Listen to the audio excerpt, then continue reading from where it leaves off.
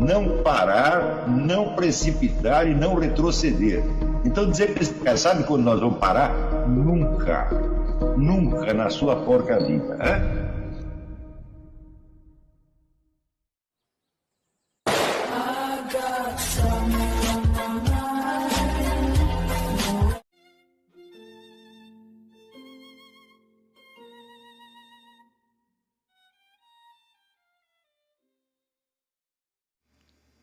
E aí pessoal, tranquilo? Então vem aqui antes do vídeo começar, pedir para vocês se inscreverem, quem não for inscrito, compartilhar, curtir, comentar. Quem puder seja membro do canal, que isso ajuda bastante. Tem também o link do Apoia-se. Quem puder ajudar nosso canal e apoiar financeiramente vai ser muito bem-vindo. Mas o mais importante é transmitir o conteúdo e os conhecimentos do professor Olavo de Carvalho para mais e mais brasileiros. Então compartilhe e ajude aí nossa causa. Muito obrigado a todos os membros, apoiadores do canal. Fico muito feliz. Tenho certeza que a gente está no caminho certo. Então fiquem com o vídeo e até mais. Valeu! Hoje eu queria lembrar aqui uma coisa. Para mim foi uma sorte eu ter começado a estudar a questão das religiões comparadas antes de entrar em cheio na filosofia.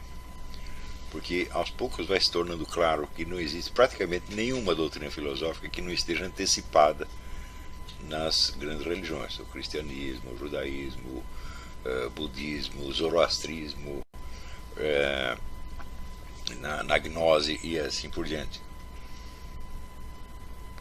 Então isso quer dizer que a luta de religiões ela continua diante de nós, às vezes com identidades um pouco disfarçadas. E, nesse sentido, a ideia do Eric Voegelin de que as ideologias modernas são todas derivadas da gnose, eu diria da gnose e do messianismo, não só a gnose, né? Ela se revela, na verdade, muito mais ampla do que acho que ele mesmo suspeitou, porque não são só as ideologias modernas, são praticamente todas as filosofias.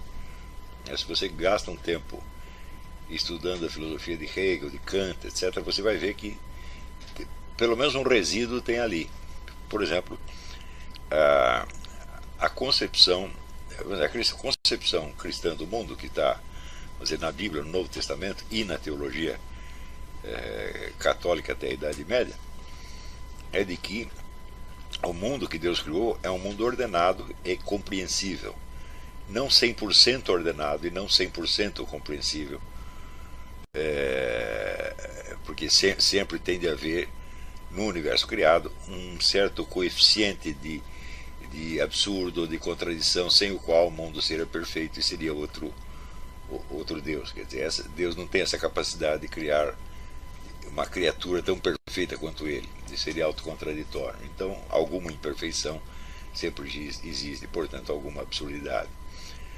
O que quer dizer que a visão que se tem deste mundo no cristianismo, ela é até certo ponto conflitiva, porque por um lado o mundo é ordenado e compreensível e faz sentido, né? Por outro lado, este mundo em que estamos é um lugar de passagem a ser abandonado e é também, vamos dizer, o cenário onde se desenvolve o mal e o pecado. Só que o pecado e o mal não vêm da criação, não estão na criação propriamente dita. Elas resultam de um crime originário, não é isso? Quer dizer, que é o fruto do exercício da liberdade humana, o que evidentemente não compromete o restante da criação. Isso quer dizer que os animais, as plantas, as paisagens e os planetas não têm culpa nenhuma do que do crime de Adão e muito menos de Caim. É isso? Então, isso quer dizer que esse lado moral, a condenação moral, pode recair apenas em cima de indivíduos humanos, não da criação como um todo. Isto praticamente distingue o cristianismo de todas as outras religiões, exceto o judaísmo, que está aí incluído, né? Mas se você vê no hinduísmo, no budismo, no zoroastrismo, etc., sempre existe a ideia de que o mal é inerente à criação mesma. Tá certo? Quer dizer que nós estamos colocados num universo maligno, do qual temos de fugir. Esta ideia ela entrou muito profundamente na filosofia ocidental. praticamente não há nenhum filósofo moderno, tá certo, que não esteja contaminado dessa ideia em mais ou em menos. Daí vem uma segunda camada de ideias que sugere que este mundo é ilusório, porque na verdade ele é na medida em que ele é uma emanação, é visto como uma emanação de Deus, não como uma criação. Então o mundo seria constituído de círculos concêntricos que se afastam de Deus cada vez mais.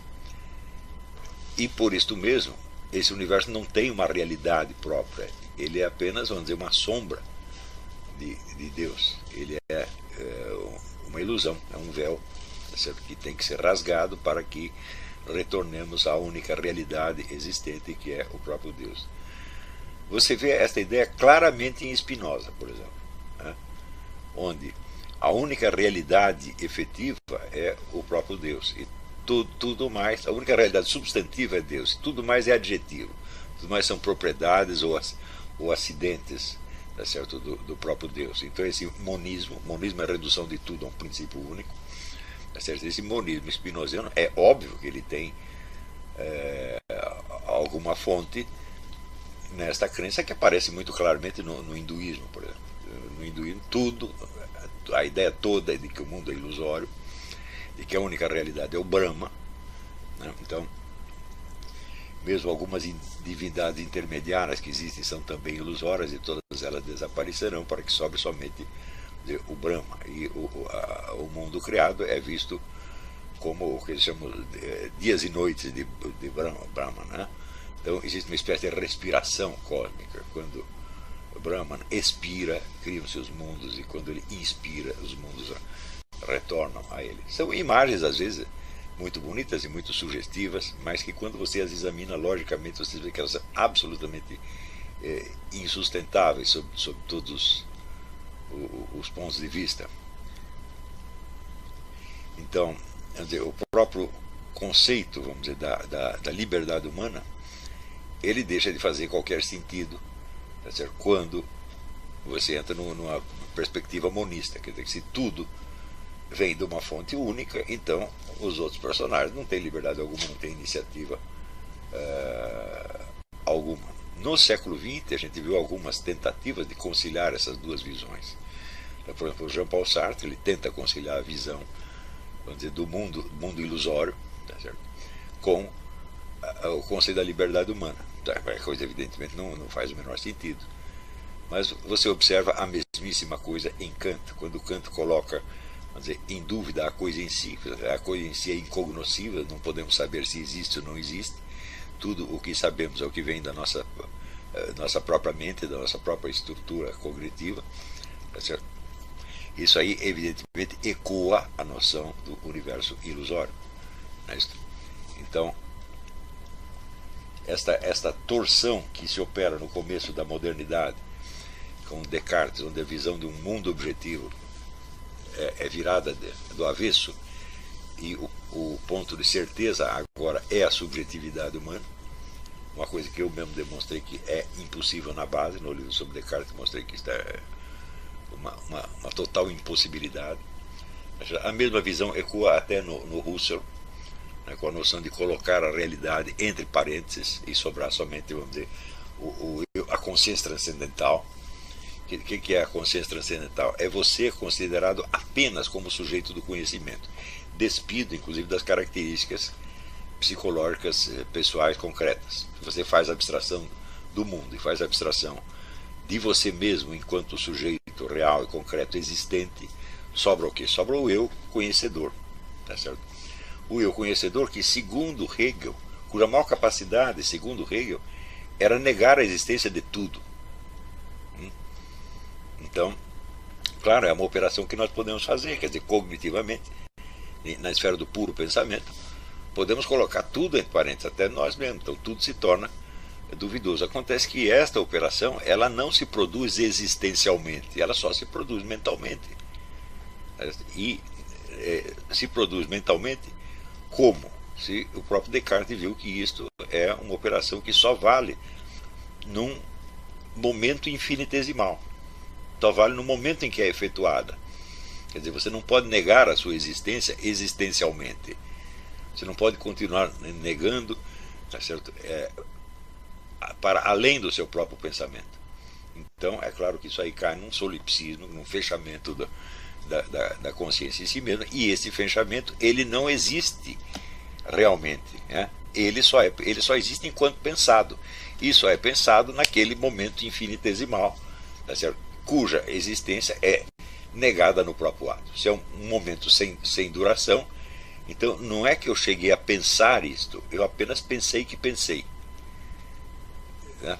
Então, daí todo o caráter um pouco teatral, não só da filosofia de Descartes, como de Spinoza, de Kant, de Hegel, etc., etc., onde todo este processo da negação, ou de colocar em dúvida, o que é mais ou menos a mesma coisa, se afirma como um procedimento real, mas na verdade ele não é real. Ele é apenas fingido. Você não pode, vamos dizer, como viu o próprio Descartes, você não pode colocar em dúvida a sua existência no instante e momento, mesmo em que você está pensando nela. Aí ele, até esse ponto, ele tinha toda a razão. Porém, quando ele coloca em dúvida tudo o mais, a pergunta também é isso, ele faz isso realmente ou apenas finge que está fazendo? Se você ler o meu livro, Visões de Descartes, você vai ver que é um fingimento. Mas até mesmo, vamos dizer, a formulação em palavras desse pensamento subentende um idioma que não foi você mesmo que criou e, sobretudo, que você não está criando naquele momento. Então, o simples fato de pensar afirma a existência de um mundo exterior que age sobre você. Mas essa noção, vamos dizer, de colocar em dúvida o mundo, ou de relativizar a sua existência, ao mesmo tempo que se afirma, vamos dizer, o pensamento humano como soberano, isto é a linha central de toda a evolução do pensamento moderno. E isso, por incrível que pareça, aparece no próprio Karl Marx. Por quê? Porque, segundo Karl Marx, nós vivemos no mundo da alienação, portanto, no mundo da divisão, onde as almas estão separadas da sua condição real, a qual, vamos dizer, eles não chegam a conscientizar plenamente. Então é como se vivesse num mundo quebrado, num mundo de fragmentos. E somente quando vier o socialismo é que, vamos dizer, o plano da ação e o plano do pensamento vão se interpenetrar e não haverá mais alienação. Então aí sim estaremos instalados na realidade, mas por enquanto não. Então você vê, até a filosofia que se diz materialista, ela é diretamente herdeira dessa tradição de negação do mundo e afirmação da soberania da consciência humana. Isso significa que, para todos esses pensadores, herdeiros dessas tradições orientais, que às vezes nem mesmo mencionam, e que às vezes nem mesmo eles conhecem, porque receberam a influência indiretamente, né? Isso quer dizer, houve a diluição da diluição da diluição até chegar a eles. Em toda essa linha você vê que o mundo ideal é considerado mais real do que o mundo real. O que é esse mundo ideal? É o Brahman para o qual nós vamos voltar. Eu não conheço o Brahman, né? Na medida em que eu tento conhecê-lo, eu tenho que me transformar nele, ou seja, eu tenho que me diluir e desaparecer dentro dele, e daí é ele que está pensando e não eu. Isso significa que eu, enquanto eu mesmo, jamais conheço o Brahman, só o Brahman que se conhece a si mesmo. Então, neste processo, vamos dizer, a negação do mundo evolui em negação da própria consciência. Não é isso?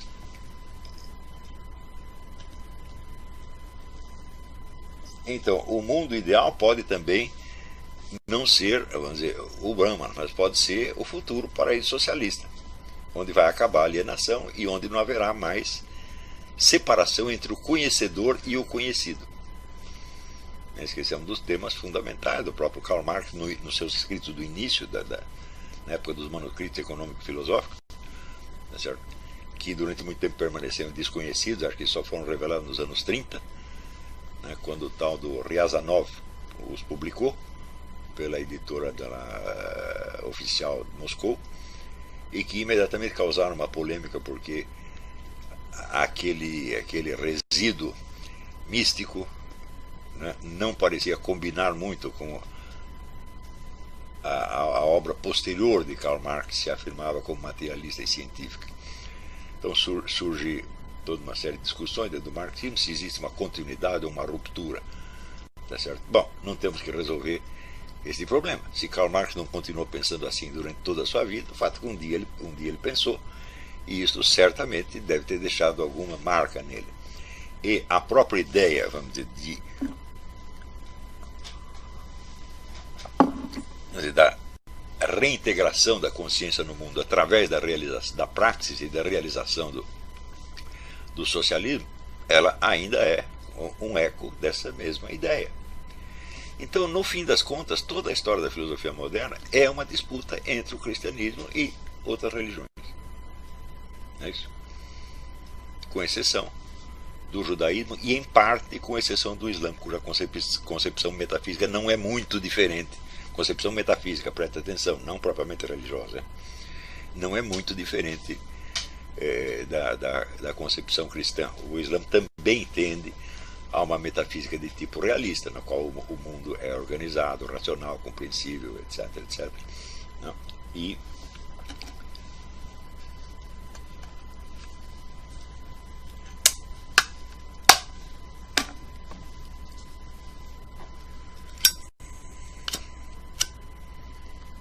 então, esses elementos, eles são geralmente desprezados nas histórias da filosofia, porque a filosofia, como disciplina, ela tenta afirmar a sua independência em relação à religião. Então, dizendo que a religião vem da revelação, vem da fé, etc, etc, ao passo que a filosofia é uma especulação racional. Essa é uma divisão meramente formal. Não é isso? Porque nenhum conhecimento tem de ser racional na sua fonte. Aliás, eu creio já ter demonstrado em outras aulas que conhecimento racional não existe, só existe conhecimento intuitivo, quer dizer, conhecimento pela presença do objeto, seja um objeto material, seja um objeto mental. Tá certo? Então, o conhecimento ser racional na sua fonte, para mim, é uma impossibilidade pura e simples. Não é isso? E também, vamos dizer, o que o fato de ser revelado por um anjo tem a ver com ser racional ou não? Já é uma categoria completamente diferente. Mas a confusão entre a origem do conhecimento e o princípio da sua validade é uma coisa também muito, muito frequente, quase que onipresente na história da filosofia. Então, por causa disso, vamos dizer, a filosofia tem se afirmado como uma disciplina mais independente do que ela realmente é.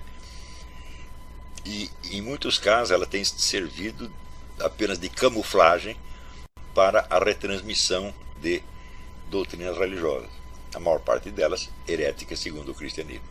Mas, quando nós falamos de heresia, o pessoal estuda as heresias da antiguidade e pensa que, né, por você ler lá no Santo Ambrósio, você tem a impressão, não, Santo Ambrósio veio, acabou com tudo, depois eles fizeram a guerra contra os cátaros, acabou tudo. Mas tinha até aquela piada a respeito que os jesuítas foram criados para combater os protestantes e os dominicanos foram criados para combater os cátaros. Isso, o cara preferiu os dominicanos. Fala, por quê? O sujeito responde, quantos cátaros tem na sua vizinhança? Mas esta piada é errada, porque os cátaros ainda existem, não com esse nome, mas o mundo está repleto deles. Quer dizer, esta atitude, por exemplo, de negação total da realidade, não negação ontológica, mas negação axiológica, negação do valor da realidade, por exemplo, está inteiramente presente na Escola de Frankfurt.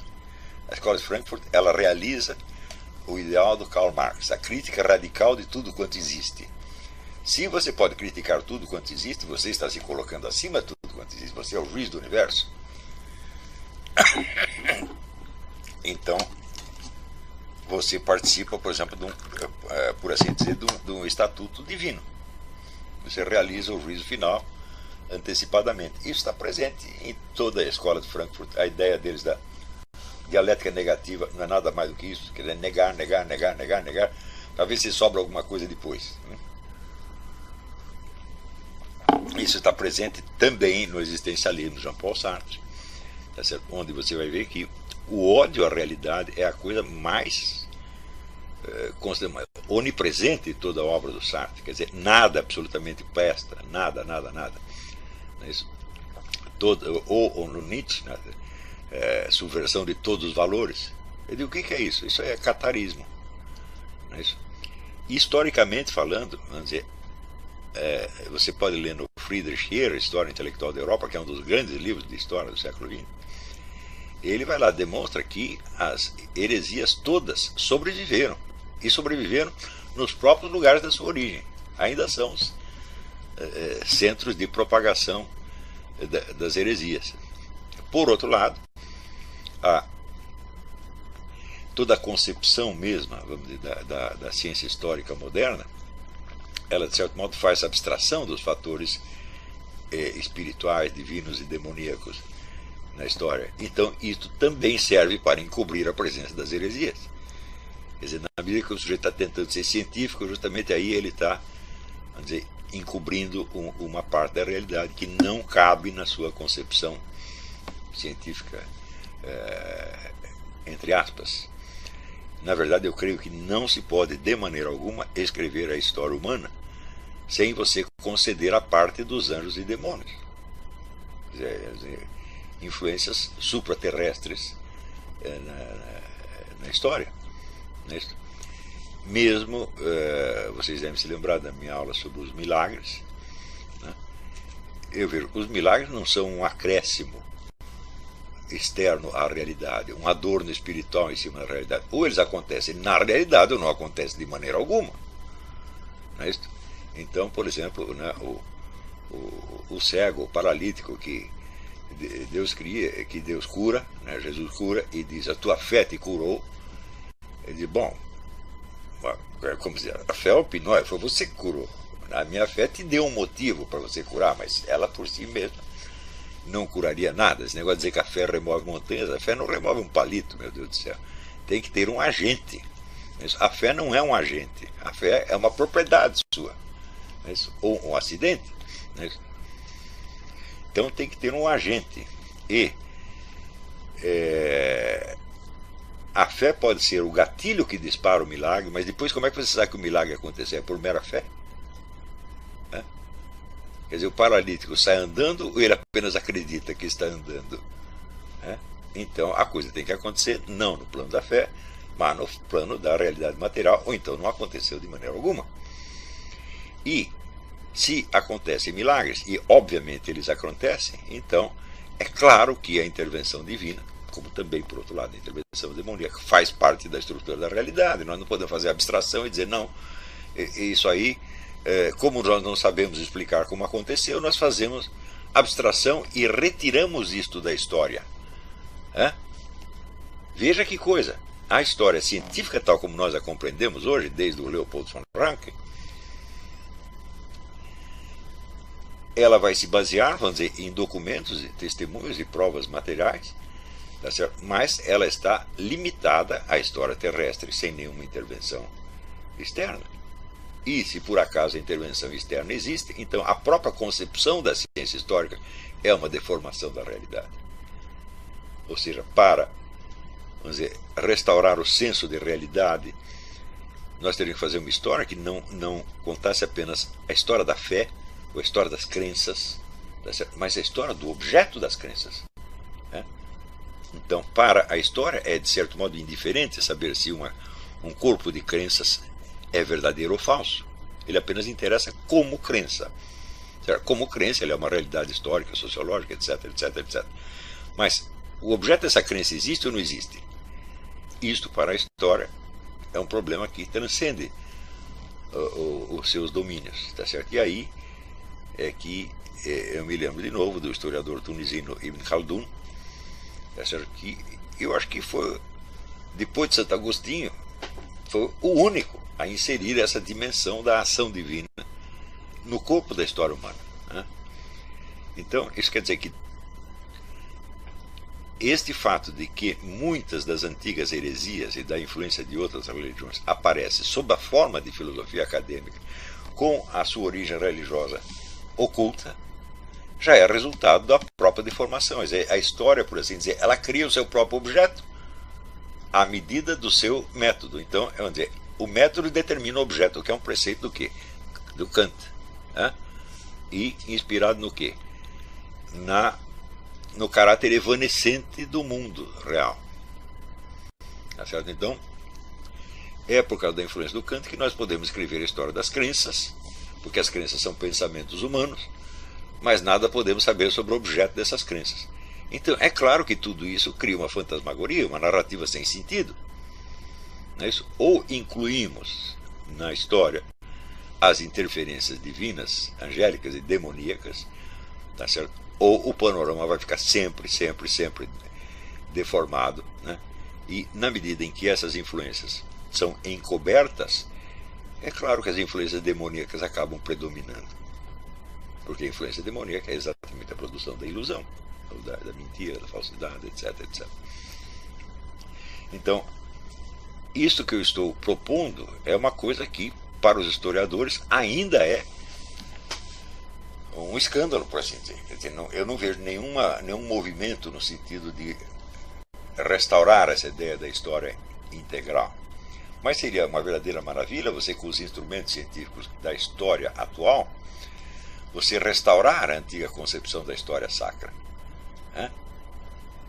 A história sacra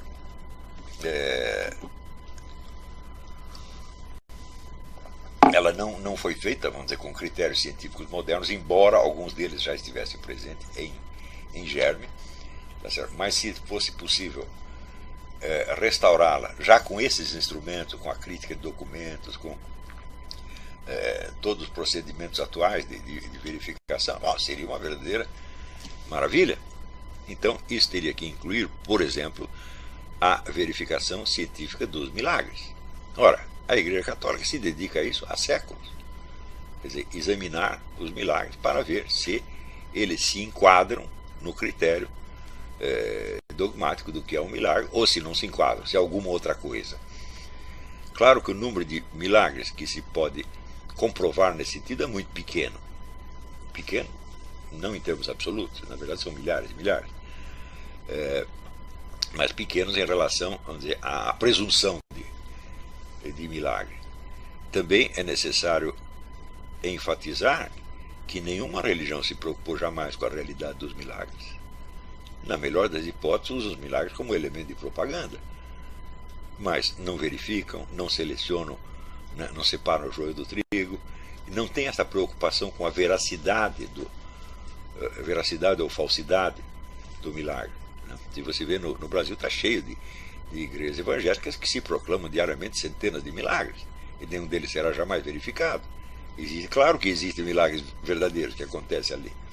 O livro do James Roots, no Mega Shift, mostra aí coisas absolutamente impressionantes que aconteceram, e que algumas foram testemunhadas diretamente, né, por muitas pessoas. Então você pode atestar, não, ali aconteceu alguma coisa, como a história da menina que caiu do 5º andar, rachou a cabeça, enquanto o pai dela, que era um líder protestante famoso, tinha necessariamente de comparecer a um encontro internacional que era para resolver a maior briga que tinha dentro da igreja dele. Ele falou, não tenho como não ir, então é o seguinte, vocês ficam rezando aí, eu vou rezando, vocês vão ver o que acontece. Quando voltou, a cabeça da menina tinha colado simplesmente, estava boazinha. Né? Isso foi apresentado por dezenas de pessoas. Assim como isso, existem outros casos. Mas tem muito milagre que acontece apenas, devo dizer, numa plateia histérica que ninguém vai conferir jamais. Né? Então, aí são milhares e milhares e milhares, e isso, de certo modo, desmoraliza a ideia de milagre. Né? Então, acho que a solução da Igreja Católica é melhor verificar um por um, implacavelmente, tá certo? Sempre apostando mais na possibilidade da fraude ou do engano do que na possibilidade do milagre. No fim, vai sobrar alguma coisa. Né? Então, você alegar que não há explicação científica não é suficiente para você negar o fato, porque, evidentemente, a constatação do fato deve preceder a sua explicação científica e não ao contrário. Tá? Você negar um fato porque não tem uma explicação científica é kantismo em nível já histérico. Porque supõe esta presunção supõe que a ciência tem explicação de tudo. Ora, se para um fato precisar ser admitido como real, fosse preciso haver o método científico anterior que a comprova, a ciência jamais poderia ter começado. Ela só poderia continuar. É isso porque, quer dizer, o primeiro movimento do homem em relação ao conhecimento científico partiu da constatação de um fato para o qual não tinha explicação. Não é isso? Na verdade, todo e qualquer estudo científico começa com um fato inexplicável. E a admissão da realidade do fato sem a sua explicação é a condição para a existência de ciência. No entanto, vamos dizer, hoje é tão comum essa atitude de colocar entre parênteses ou em dúvida um fato porque ele não tem explicação científica, que isto indica que a presunção da onisciência da classe científica virou uma espécie de dogma. Não tem explicação científica, então não podemos saber se existe ou não. Então é duvidoso. Olha, mas a constatação de um fato tem de ser anterior à sua explicação científica. Se você não sabe nem se o fato existe ou não, como é que você vai estudá-lo? Então isso quer dizer que existem meios de confirmação de um fato que são pré-científicos. A própria possibilidade do testemunho, tá certo? É pré-científica, evidentemente. Não é isso? Inclusive o testemunho, quer dizer, do operador técnico que vai manipular tal ou qual instrumento para efetuar tais ou quais medições, você no fim das contas sempre dependerá do testemunho dele. Não é isso?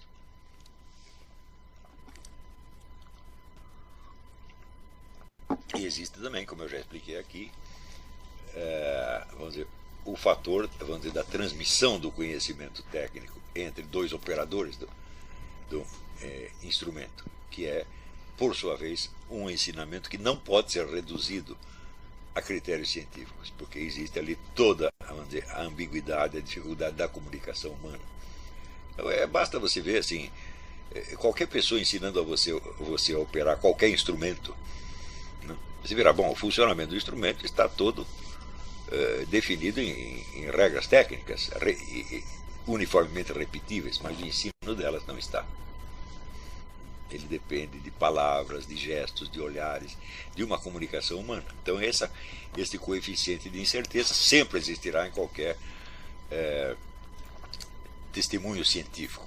E o problema, vamos dizer, da confiabilidade sempre existirá. Portanto, o problema da crença.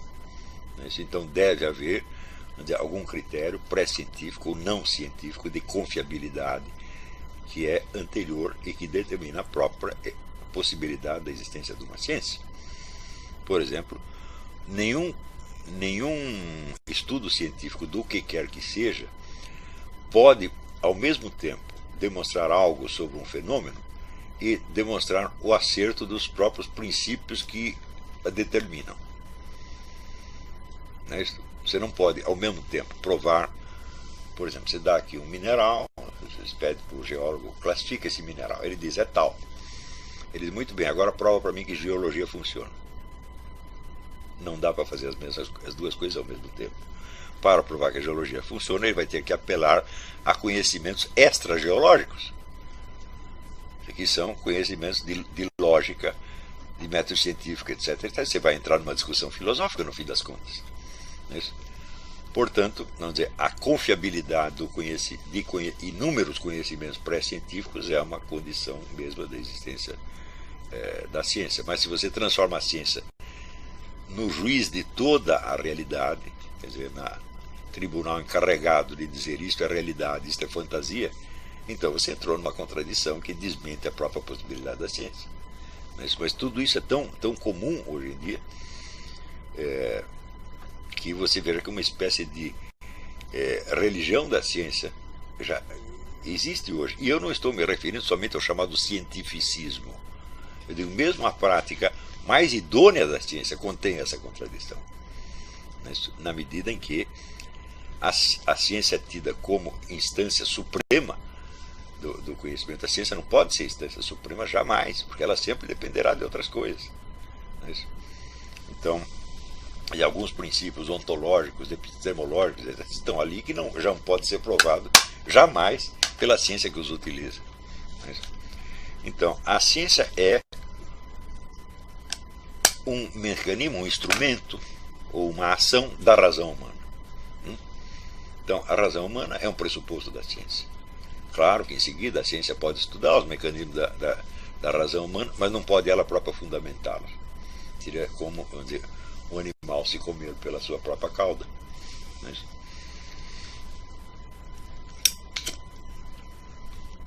Então, por exemplo, eu não vejo como chegar, vamos dizer, a uma prova científica experimental dos princípios da aritmética elementar, por exemplo, que são os próprios princípios da lógica. Isso aí é, como dizer, uma operação da razão pura que não é acessível ao conhecimento experimental. E se as ciências experimentais são, então, o supremo juiz, então acabou a aritmética elementar, a álgebra, a lógica, etc., etc., e, portanto, o próprio método científico. Então, vocês viram que a gente às vezes olha assim a confusão do mundo, né, e pensa, de onde isso sai? E daí as pessoas querem explicar por problemas econômicos, sociais, culturais, etc., etc. Não, todos esses problemas vêm de uma coisa só que chama-se inteligência humana. Quer dizer, que são as contradições e dificuldades da própria inteligência humana, tal como aparecem eminentemente na filosofia, tá certo? É que são a causa de tudo, evidentemente. Então, todos os erros, as ilusões, etc., etc., só podem vir das pessoas que sabem menos, pode vir dos mais ignorantes? Não, pode vir justamente daqueles que sabem mais, porque o que aqueles que sabem mais sabem delimita o campo do que os outros podem saber.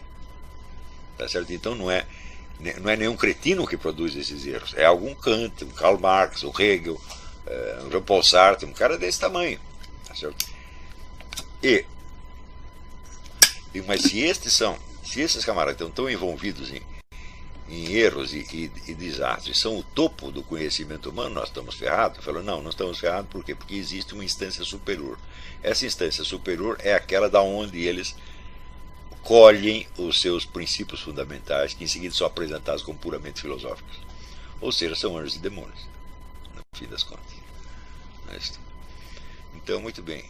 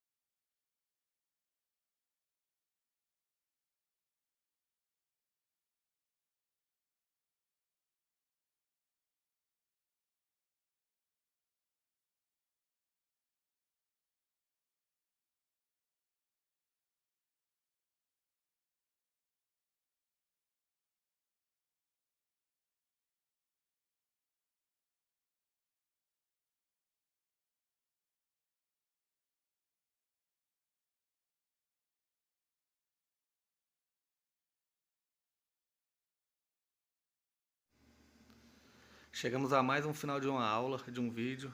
Espero que tenham gostado. Quem não se inscreveu ainda, se inscreva, compartilhe, comente. Ajude o nosso canal, apoie, seja membro. E ajude o nosso canal a chegar a cada dia a mais brasileiros que precisam muito do conhecimento do professor Olavo de Carvalho. Então é isso aí, fique com Deus, até o próximo. Valeu! Então é isso aí, pessoal. Que é o nosso canal. Que são alguns livros que eu já li. A maioria foi doação, mas alguns eu adquiri, professor Olavo de Carvalho. Alguns livros se perderam aí que eu emprestei, professor Alexandre Costa, a Bíblia Sagrada. 10 lições sobre Karl Marx. Indico a não ler esse livro, que é muito ruim mesmo. Alguns pensadores aqui que realmente, como o professor Olavo de Carvalho disse, não são pensadores. Valeu, tamo junto aí. Apoie nosso canal, seja membro.